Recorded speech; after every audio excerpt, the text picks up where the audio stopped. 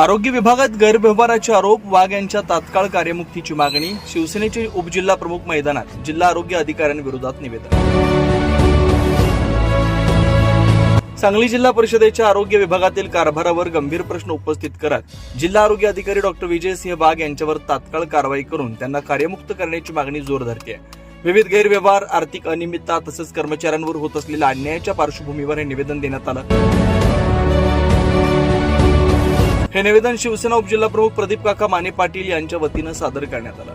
त्यांनी प्रशासनाला थेट जाब विचारत कठोर कारवाईची मागणी केली. निवेदनात औषध खरेदी प्रक्रियेत अनियमितता, निधीच्या वापरातील संशयास्पद बाबी, महिला व इतर कर्मचाऱ्यांवर मानसिक व आर्थिक दबाव टाकल्याचे गंभीर आरोप करण्यात आले. सीएचओ, मेडिकल ऑफिसर, एमपीडब्ल्यू आणि आरोग्य सेविका यांच्यावर अन्याय होत असल्याची बाबी नमूद करण्यात आली. संबंधितांना न्याय मिळावा अशी मागणी करण्यात आली.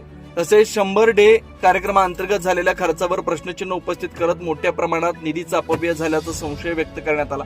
या सर्व प्रकरणांची उच्चस्तरीय चौकशी करून दोषींवर कठोर कारवाई करावी अशी ठाम भूमिका निवेदनात मांडण्यात आली.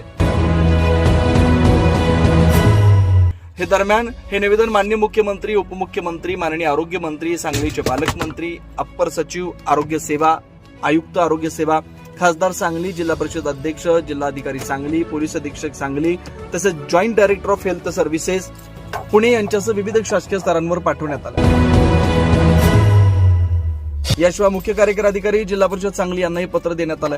जिल्हा परिषदेचे उपाध्यक्ष ऋषिकेश लाड यांची भेट घेऊन त्यांनाही निवेदन सादर करण्यात आलं. या गंभीर आरोपांमुळे जिल्ह्यातील आरोग्य विभागात खळबळ उडाली आहे. प्रशासन या प्रकरणाची दखल घेऊन ठोस कारवाई करणार का याकडे सर्वांचं लक्ष लागलंय. प्रतिनिधी प्रतीक रणखांबे.